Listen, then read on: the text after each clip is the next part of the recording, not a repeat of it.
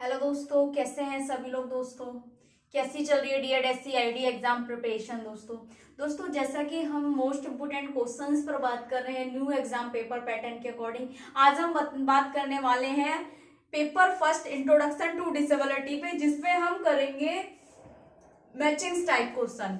यानी कि हम जानेंगे कि हमारे प्रश्नों के जो पेपर का पैटर्न है पार्ट ए में किस प्रकार के क्वेश्चन आ रहे हैं। तो उनमें से एक प्रकार हमारा है कि मिलान प्रकार के प्रश्न, जिसमें हमने क्या है प्रश्नों का मिलान करना है उनके उत्तरों के साथ। ठीक है, तो दोस्तों किस प्रकार के हमारे मैचिंग टाइप से क्वेश्चन आने वाले हैं, किस टॉपिक से हमारे मैचिंग्स आएंगे, या किस तरीके से हमें प्रश्नों को सॉल्व करना है, किस तरीके के क्वेश्चन पूछे जाएंगे। ठीक है, तो आज हम करेंगे मैचिंग टाइप क्वेश्चन। जैसे कि अभी लास्ट तक हम कर रहे थे ट्रू एंड फॉल्स किए थे, हमने सत्य असत्य प्रकार के प्रश्न किए थे। आज हम करेंगे मिलान प्रकार के प्रश्न।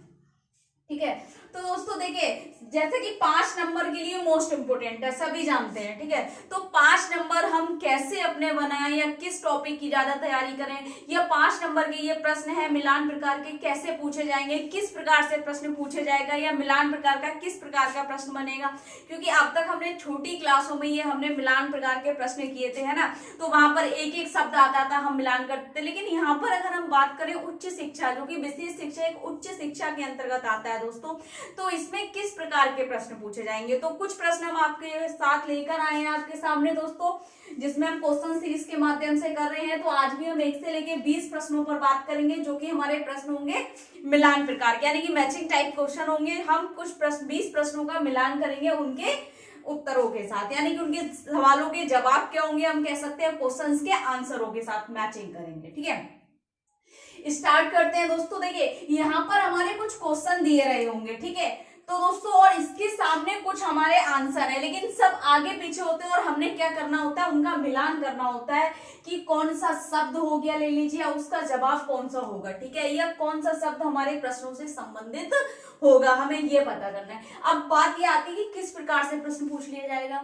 या कैसे आएगा। हमें ये तो समझ आता है लॉन्ग क्वेश्चन टॉपिक से तैयार करना है, शॉर्ट क्वेश्चन टॉपिक से तैयार करना है। ठीक है ना, हमने ट्रू एंड फॉल्स भी कर लिया, किस तरीके से पूछे जाएंगे। मैचिंग टाइप क्वेश्चन कैसे आएंगे, क्या आपको जब हम छोटी क्लास में हमने किए थे इस तरीके से मिलान करना होगा, या क्या बहुत सारी चीजें हमारे सामने आती है कि किस प्रकार के हमारे प्रश्न पूछे जाएंगे। ठीक है दोस्तों, प्रश्नों का पूछने का तरीका कुछ भी हो, लेकिन हमें इतना पता है मैचिंग का मतलब होता है मिलान करना, सही प्रश्नों के उत्तरों से मिलान करना, या सही क्वेश्चनों के आपको क्या करना है आंसर मैच करने हैं। ठीक है, तो दोस्तों क्वेश्चन कुछ इस तरीके से दिए रहे होंगे आपके सामने, उसके सामने उनके जवाब दिए होंगे। ठीक है, यानी कि आंसर्स दिए होंगे।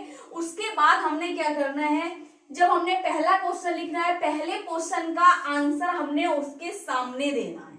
ठीक है, अगर आप सामने नहीं कर पा रहे हैं, उससे पहले आप क्या करेंगे वो मैं आपको प्रक्रिया बताती हूँ। सबसे पहले प्रश्नों को लिखना नहीं है, आपने प्रश्नों का जवाब ढूंढना है, कहां पर किस सवाल का जवाब दिया गया है। चलिए स्टार्ट करते हैं। जैसे क्वेश्चन नंबर फर्स्ट है आपका आज का, किस अधिनियम के अंतर्गत CP यानी कि सेरेब्रल पॉलिसी, ID यानी कि इंटेलेक्चुअल डिसेबिलिटी, ऑटिज्म, MD मतलब मल्टीपल डिसेबिलिटी सभी शामिल हैं।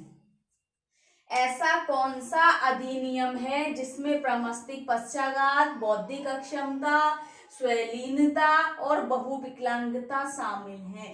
या हम अब हमारा प्रश्न ये पूछ रहा है किस अधिनियम के अंतर्गत 4 प्रकार की विकलांगताएं, जिसमें CP, ID, ऑटिज्म, MD शामिल होता है, आपको अधिनियम बताना है। अब इस लाइन में हमने अधिनियम ढूंढना है, कौन सा अधिनियम है। पहला चिकित्सीय वर्गीकरण, दूसरा कुष्ठ रोग, स्वलीनता, 18वीं शताब्दी विकलांगता, क्षति 1882, दृष्टिबाधिता, बौद्धिक अक्षमता, गामक अक्षमता, श्रवण अक्षमता, और आगे हमारा नेशनल ट्रस्ट। यानी कि पहले का आंसर हमारा ये हो गया, सही मिलान। आंसर हो गया हमारा किस अधिनियम के अंतर्गत CP, ID, ऑटिज्म, MD सभी शामिल है। तो नेशनल ट्रस्ट अधिनियम जो है, नेशनल ट्रस्ट एक्ट जो है, राष्ट्रीय न्यास अधिनियम जो है, उसके अंतर्गत 4 प्रकार की विकलांगताएं आती हैं। इस तरीके से भी पूछा जाता है इसके अंतर्गत कौन कौन सी विकलांगताएं आती हैं, और बाकी इसमें ये 4 विकलांगताओं को शामिल किया गया है नेशनल ट्रस्ट एक्ट में। ठीक है, अब हमने आंसर लिखना कैसे होता है, कॉपी में हमारा क्वेश्चन नंबर हम लिखेंगे और वहां आंसर डालकर सबसे पहले का कर देंगे हम नेशनल ट्रस्ट एक्ट, केवल इतना लिख देंगे आंसर में। ठीक है, परेशान होने की जरूरत नहीं। अगर आप कंफ्यूज भी हो रहे हैं, हम लास्ट में आपको एक सरप्राइज वीडियो देंगे दोस्तों, जिसमें उस क्लास में हम बताएंगे आपको न्यू एग्जाम पेपर पैटर्न के अकॉर्डिंग कैसे आपको आंसर लिखने होंगे कम समय में अच्छी तरीके से। ठीक है, दूसरा क्वेश्चन है आपका, प्रभावित संप्रेक्षण अति चंचलता आदि लक्षण है। यानी कि वो पूछ रहे हैं प्रभावित संप्रेक्षण अति चंचलता आदि लक्षण है। यानी कि देखिए दोस्तों, अगर यहाँ पर अति चंचलता से हमें समझ आ रहा है कि किससे सिम्टम्स आ रहे हैं, इसके स्वैलीनता से। प्रभावित संप्रेक्षण भी स्वैलीनता यानी कि ऑटिस्टिक बच्चों में पाया जाता है, और उनका अति चंचलता यानी कि हाइपर एक्टिव होते हैं या अति क्रियाशीलता होती है। ठीक है ना, हाइपर एक्टिविटी उनमें शामिल होती है, ये उनके लक्षण है। तो ये हमें पता चल गया ऑटिज्म के लक्षण है। हम यहाँ ढूंढ लेंगे इसमें ऑटिज्म कहाँ है। तो स्वैलीनता आपका है दूसरे नंबर का आंसर हो गया आपका, प्रभावित संप्रेक्षण अति चंचलता आदि लक्षण है किसके, स्वैलीनता के। तो दूसरे का आंसर आपका यहाँ हो गया स्वैलीनता के। ठीक है ना दोस्तों। थर्ड बोल रहा है, क्षति के परिणाम स्वरूप सामान्य व्यक्ति की तरह क्रियाकलापों को करने में बाधा को कहा जाता है। यहाँ पर उन्होंने एक डेफिनेशन टाइप की दी है, क्या कहा जाता है आपको ये बताना है दोस्तों। जो मैचिंग टाइप के क्वेश्चन होते हैं उसमें क्वेश्चन मार्क नहीं आता है प्रश्न पूछने पर। ठीक है ना, क्योंकि आपको केवल मिलान करना होता है, उस लाइन को पूरा करना होता है। ठीक है, यहाँ पर कह रहे हैं क्षति के परिणाम स्वरूप सामान्य व्यक्ति की तरह क्रियाकलापों के करने में बाधा आना या बाधा को क्या कहा जाता है, क्षति कहा जाता है। तो यहाँ पर क्षति कहीं है, ये रहा क्षति हमारा। प्रश्न 3 का उत्तर हो गया ये। ठीक है, क्षति कहा जाता है। क्वेश्चन नंबर 4 कह रहा है आपको, बीमारी क्षति अक्षमता का सही क्रम है। बीमारी, क्षति और अक्षमता का सही क्रम। अब आपको सही क्रम बताना है कि इसके आगे का सही क्रम क्या होगा। बीमारी से बीमारी के कारण क्षति उत्पन्न हुई, क्षति उत्पन्न होने के कारण व्यक्ति अक्षम हो गया, और पूरा क्रम करना है इसको। अब आप देख लीजिए इसके बाद क्या आता है, विकलांगता आता है। यानी कि चौथे नंबर का प्रश्न हमारा विकलांगता हो गया। ठीक है, नेक्स्ट क्वेश्चन है क्वेश्चन नंबर 5 आपका, विश्व में विशेष शिक्षा का इतिहास कब शुरू हुआ। विश्व में विशेष शिक्षा का इतिहास कब शुरू हुआ दोस्तों। तो विशेष शिक्षा का इतिहास आपका 18वीं शताब्दी में शुरू हुआ। प्रश्न नंबर 4 का यानी कि प्रश्न नंबर 5 का हो जाएगा आपका 18वीं शताब्दी में। ठीक है, नेक्स्ट है आपका क्वेश्चन नंबर 6 देखिए, लुईस ब्रेल ने ब्रेल लिपि का आविष्कार कब किया। कभी कभी प्रश्न आ जाता है ब्रेल लिपि का आविष्कार किसने किया। तो लुईस ने अपने नाम पर ही उनका ब्रेल लुईस ब्रेल पढ़ा है। लुईस ब्रेल ने ब्रेल का आविष्कार किया है, ब्रेल लिपि का आविष्कार किया है। इन्होंने कब किया था, 1832 में किया था इन्होंने। ठीक है, तो प्रश्न नंबर 6 का उत्तर है हमारा, आविष्कार किया इन्होंने 1832 ईस्वी में लुईस ब्रेल ने। ठीक है दोस्तों, क्वेश्चन नंबर 7 है आपका, सभी प्रकार के उपाय करने के बाद व्यक्ति किसी वस्तु को 20 फीट की दूरी से नहीं देख पाना क्या है। यानी कि जब कोई व्यक्ति विभिन्न प्रकार के या सभी प्रकार के उपाय करने के बाद भी 20 फीट की दूरी से नहीं देख पा रहा है, जबकि एक सामान्य व्यक्ति उस वस्तु को 200 फीट की दूरी से देख पाता है, तो ऐसी कंडीशन को, ऐसी स्थिति को दृष्टिबाधिता कहा जाता है। प्रश्न नंबर 7 का उत्तर दृष्टिबाधिता कहाँ दिया है, ये दिया है। ठीक है, दृष्टिबाधिता। नेक्स्ट है क्वेश्चन दोस्तों, वह व्यक्ति जो 60 डेसिबल से अधिक डेसिबल पर सुनने की क्षमता रखता हो। यानी कि उस व्यक्ति को क्या कहा जाएगा, जो व्यक्ति 60 डेसिबल या उससे अधिक डेसिबल पर सुनने की क्षमता रखता हो, तो उसे श्रवण बाधित कहा जाएगा। तो प्रश्न नंबर 8 का उत्तर श्रवण बाधित ये रहा आपका। ठीक है, नेक्स्ट क्वेश्चन है दोस्तों क्वेश्चन नंबर 9 देखिए, माइक्रोबैक्टीरियम लेप्रे नामक बैक्टीरिया द्वारा फैलता है। देखिए दोस्तों, नाम से ही हमें कहीं ना कहीं स्पष्ट हो रहा है, माइक्रोबैक्टीरियम लेप्रे नामक बैक्टीरिया द्वारा क्या फैलता है। लेप्रे क्या है, एक लैटिन भाषा का शब्द है जिसे लेप्रेसी पढ़ा है, तो माइक्रोबैक्टीरियम लेप्रे नामक बैक्टीरिया के द्वारा कुष्ठ रोग यानी कि लेप्रेसी फैलता है। कुष्ठ रोग कहाँ है दोस्तों? बौद्धिक अक्षमता, गामा अक्षमता, बहुविकलांगता, सर्बिलियम, कुष्ठ रोग ऊपर आ गया, यानी कि ये है हमारा क्वेश्चन नंबर 9 का आंसर। ठीक है, कुष्ठ रोग। नेक्स्ट देखिए क्वेश्चन नंबर 10, तनाव संबंधी विकार को कहा जाता है। यानी कि तनाव संबंधी, कभी कभी कोई व्यक्ति जैसे तनावपूर्ण रहता है, हमेशा डिप्रेस्ड रहता है, किसी छोटी छोटी बात को डिप्रेस्ड होना भी एक विकार के अंतर्गत आ जाता है जब वह गंभीर कंडी स्थिति से गुजरता है। ठीक है ना, तो ऐसे विकार को क्या कहा जाता है? तनाव संबंधी विकार को कहा जाता है डिस्थीमिया। डिस्थीमिया ही कहा जाता है, और डिस्थीमिया एक अधिगम अक्षमता का प्रकार है, ध्यान रखना। डिस्थीमिया, डिस्थीमिया कहाँ लिखा है? ये रहा क्वेश्चन नंबर 10 का। ठीक है, डिस्थीमिया जिसके अंतर्गत व्यक्ति क्या है, बहुत ज्यादा तनावग्रस्त रहता है, और ऐसे विकार संबंधित, इससे संबंधित विकार को डिस्थीमिया कहा जाता है। ठीक है, 11 देखिए, आनुवांशिक और न्यूरोबायोलॉजिकल कारकों के कारणों से होने वाली अक्षमता है। आनुवांशिक और न्यूरोबायोलॉजिकल कारकों के कारण से होने वाली अक्षमता है, यानी कि कौन सी ऐसी अक्षमता है जो आनुवांशिक और न्यूरोबायोलॉजिकल कारणों के द्वारा होती है, कारकों के द्वारा होती है? तो दोस्तों क्वेश्चन नंबर 11 का आंसर हो जाएगा आपका अधिगम अक्षमता 11। ठीक है, लर्निंग डिसेबिलिटी है। क्वेश्चन नंबर 12 है आपका, सीमित अनुकूलित व्यवहार, औसत बुद्धि लब्धि और पिछड़ा सामाजिक कौशल सभी लक्षण हैं। सीमित अनुकूलित व्यवहार किन बच्चों में सीमित अनुकूलित व्यवहार पाए जाते हैं? अनुकूलित का मतलब हो गया एडेप्टिव बिहेवियर, यानी कि जो सामाजिक रूप से स्वीकृत होते हैं। अनुकूलित व्यवहार को कौशल व्यवहार भी कहा जाता है, वांछनीय व्यवहार भी कहा जाता है। तो जिन बच्चों के या व्यक्तियों के अनुकूलित व्यवहार सीमित हो जाते हैं, ठीक है, औसत बुद्धि लब्धि कम हो जाती है, यानी कि बुद्धि लब्धि क्या है, सामान्य से कम हो गई, और सामाजिक कौशल भी पिछड़ा रहता है। सभी लक्षण किसके हैं? बौद्धिक अक्षमता के। तो बौद्धिक अक्षमता कहाँ है दोस्तों? ये रहा हमारा ऑप्शन 12, क्वेश्चन नंबर 12 का आ जाएगा हमारा बौद्धिक अक्षमता का, ये मिल गया। ठीक है, ये मैं आपको करने का तरीका बता रही हूँ, आंसर कैसे देना है अभी आपको बताया जाएगा। ठीक है, उसके बाद आगे आपका क्वेश्चन नंबर 13 देखिए, सीपी शब्द किसके द्वारा दिया गया है?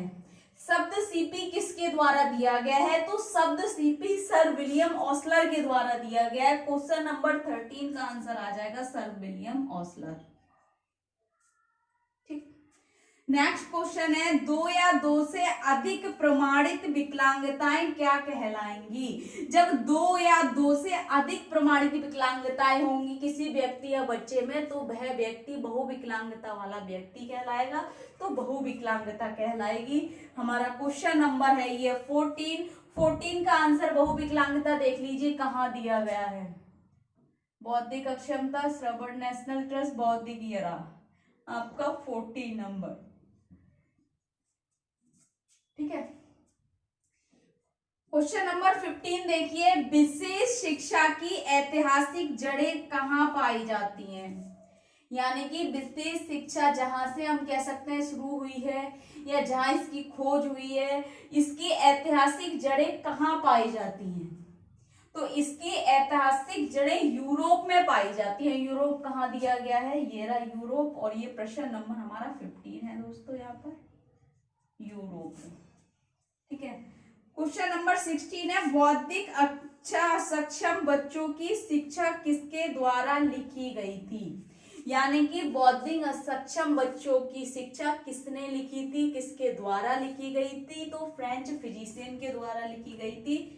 क्वेश्चन नंबर 16 का आ जाएगा हमारे फ्रेंच फिजिशियन। 17 देखिए, प्रामस्तिष्कीय पक्षाघात यानी कि सेरेब्रल पालिसी, मांसपेशीय क्षरण यानी कि मस्कुलर डेस्ट्रोफी, द्विशाखी रीढ़ यानी कि स्पाइना बाइफिडा, पोलियो यानी कि पोलियोमाइलाइटिस आदि सभी प्रकार हैं। किसके प्रकार हैं दोस्तों? सीपी सेरेब्रल पाल्सी भी एक शारीरिक क्षमता है, मांसपेशीय क्षरण भी शारीरिक है, द्विशाखी रीढ़ भी शारीरिक है, पोलियो भी है, ये सब क्या है यानी कि गामक अक्षमता है। तो ये सभी किसके प्रकार है? गामक अक्षमता के प्रकार है। क्वेश्चन नंबर 17 का आ जाएगा हमारा यहाँ, ठीक है। क्वेश्चन नंबर 18 देखिए, डाउन सिंड्रोम, हाइड्रोसेफेलिस, क्रेटिनिज्म आदि किस वर्गीकरण के प्रकार हैं? यानी कि हम कह सकते हैं कब कौन किस वर्गीकरण में के अंतर्गत ये चीजें आती हैं? डाउन सिंड्रोम, हाइड्रोसेफेलिस, क्रेटिनिज्म आदि किस वर्गीकरण के प्रकार है? डाउन सिंड्रोम क्या है? 21वीं गुणसूत्रीय असामान्यता है। हाइड्रोसेफेलिस क्या है? सेरेब्रल स्पाइनल फ्लूइड बढ़ जाने के कारण सिर का आकार बड़ा हो जाता है। क्रेटिनिज्म क्या है? थायराइड ग्रंथि के कारण ये क्या व्यक्ति बौना हो जाता है या बौनापन आ जाता है, कद में छोटा हो जाता है आदि किस वर्गीकरण के अंतर्गत आते हैं? जो वर्गीकरण के प्रकार हैं। तो दोस्तों यहाँ पर अगर हम बात करें, बौद्धिक अक्षमता को 3 वर्गीकरण में बांटा गया, मनोवैज्ञानिक, शैक्षणिक और चिकित्सीय। तो दोस्तों चिकित्सीय वर्गीकरण के प्रकार हैं। यहाँ पर हमारा ऑप्शन सबसे पहले ही दिया गया है इसका, क्वेश्चन नंबर 17 नहीं, क्वेश्चन नंबर 18 का चिकित्सीय वर्गीकरण, ठीक है। 19 देखिए, 6 महीने तक, ये कह रही है 6 महीने तक बच्चों में सामान्य विकास पाया जाता है। तो वहां लिख दिया है सामान्य विकास पाया जाता है। 6 महीने तक बच्चों में सामान्य विकास पाया जाता है। अब यहाँ पर क्वेश्चन आपको इस तरीके से पूछेगा, 6 महीने तक किस स्थिति में सामान्य विकास पाया जाता है, किस डिसऑर्डर में? तब आप ढूंढकर बताएंगे, इसका मिलान करेंगे। रेड डिसऑर्डर में 6 महीने तक बच्चे में नॉर्मल डेवलपमेंट होता है। ये हो गया 19 का आंसर। रेड डिसऑर्डर में, जो हमारा ऑटिज्म का एक प्रकार है। 20 देखिए दोस्तों, गृह आधारित और केंद्र आधारित प्रतिदर्श हैं। किसके प्रतिदर्श है? शीघ्र हस्तक्षेप के। ये आ गया आपका 20, ठीक है। यहाँ पर हमने क्या कर लिया? सबके मिलान कर लिए। अब एक चीज ध्यान रखना, जब हम छोटी क्लास में करते थे तो मैट्रिक्स हम ऐसे करते थे, इसका ये हो गया, इसका ये हो गया, या ये जाना है, कहीं ना कहीं हमें समझ नहीं आता है कैसे करेंगे इसको।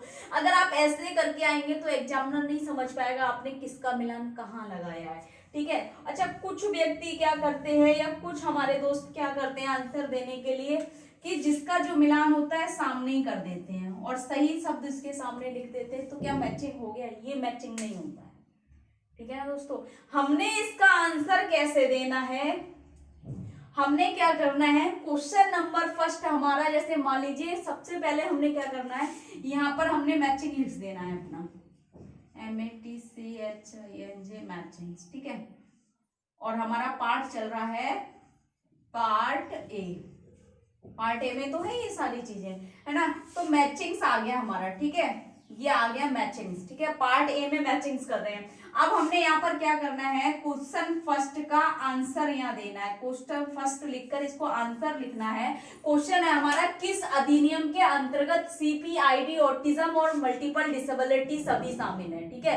तो नेशनल ट्रस्ट का इसका आंसर पहले का है हमारा नेशनल ट्रस्ट, यानी कि हमारा नेशनल ट्रस्ट, राष्ट्रीय न्यास अधिनियम, ठीक है। इसे हिंदी में बोलेंगे राष्ट्रीय न्यास अधिनियम है। इसमें क्या करना है, हमने क्वेश्चन नंबर फर्स्ट में केवल इस प्रश्न को ना लिख करके क्वेश्चन नंबर फर्स्ट का आंसर करके हम नेशनल ट्रस्ट लिख देंगे यहाँ पर, नेशनल ट्रस्ट एक्ट, बस इतना करना है। वरना आप कुछ कुछ क्या करते हैं कि पहले प्रश्न का प्रकार लिखेंगे, उसके बाद पूरा मैचिंग से उतारेंगे, उतारने के बाद उनका मिलान करेंगे, फिर लिखेंगे, ठीक है ना।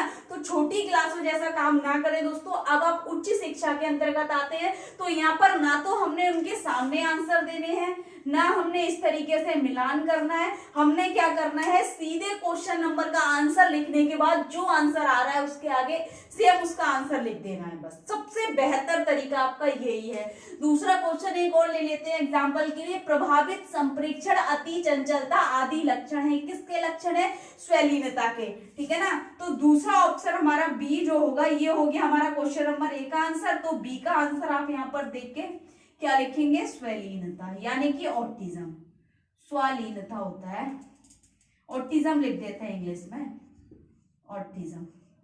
ठीक है, इस तरीके से आपने इसके आंसर देने हैं। सेम हमने ऑब्जेक्टिव टाइप क्वेश्चन में भी ऐसे ही करना है, और सारे क्वेश्चनों के हमने आंसर नहीं दे लिखने होते, क्वेश्चंस नहीं लिखने होते, केवल आंसर लिखने होते हैं। बस हमने ये चीज ध्यान देना है, पार्ट ए का हम कर रहे हैं, पार्ट बी का कर रहे हैं, आपको part A part be mention करना पड़ेगा। किस तरीके से आपको क्वेश्चन पेपर सॉल्व करना है, एक आपको सरप्राइज वीडियो या सरप्राइज आपको दे दी जाएगी, उसमें आपको समझ आ जाएगा कि हमने कैसे न्यू एग्जाम पेपर पैटर्न को सॉल्व करना होगा। तो इस तरीके से आपको कुछ मैचिंग टाइप क्वेश्चन पूछे जाएंगे एग्जाम में, और किस किस टॉपिक से रिलेटेड हो सकते हैं ये मैंने आपको बता दिया।